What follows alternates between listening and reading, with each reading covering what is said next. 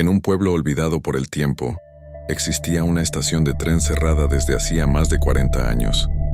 Todos evitaban pasar cerca de ella.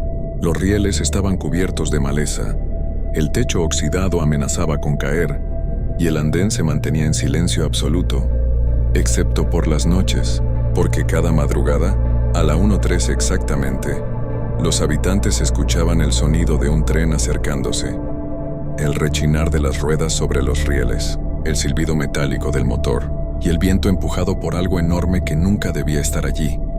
Pero ningún tren aparecía jamás. La gente decía que la estación estaba maldita desde el día en que ocurrió un accidente terrible que nunca se registró en los periódicos. Un tren repleto de pasajeros había desaparecido justo al entrar al túnel cerca de la estación.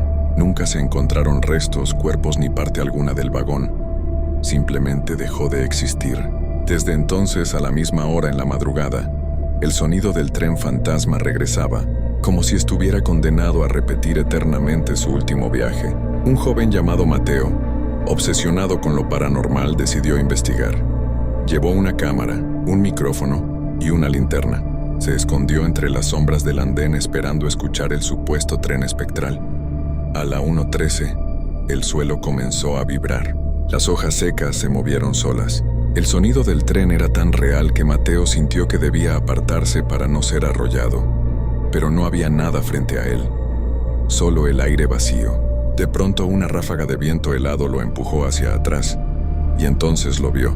En medio del andén, apareció por un segundo la silueta transparente de un vagón.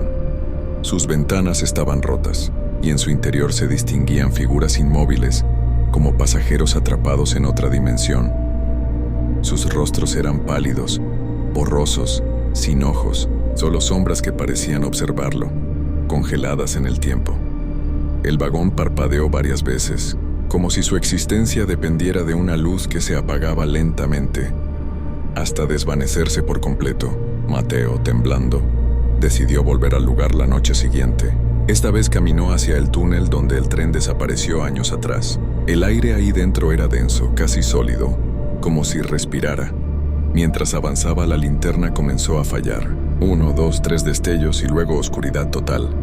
En ese instante escuchó voces, cientos de voces hablando al mismo tiempo, como murmullos de personas atrapadas. Algunas llamaban por ayuda, otras simplemente repetían el número 1:13 una y otra vez. Cuando la linterna volvió, Mateo vio algo que jamás olvidaría. El interior del túnel ya no era un túnel. Era un pasillo interminable lleno de rieles oxidados que se extendían hacia la nada. Muy a lo lejos se veía el brillo de un vagón moviéndose lentamente, como si viniera desde un lugar que no pertenecía a este mundo. Mateo retrocedió, pero el suelo empezó a temblar bajo sus pies. El vagón se acercaba sin hacer ruido esta vez, como si flotara entre dimensiones. Al darse vuelta para escapar, Mateo descubrió que la salida del túnel había desaparecido. Las paredes se habían cerrado, dejándolo atrapado. La única luz provenía del vagón que se acercaba cada vez más, iluminando decenas de rostros fantasmales pegados a las ventanas.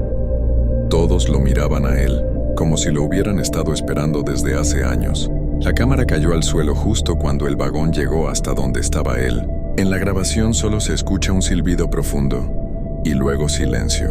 Al amanecer, la entrada del túnel volvió a estar abierta, pero no había rastro de Mateo. Sin embargo, algo inexplicable ocurrió esa misma noche.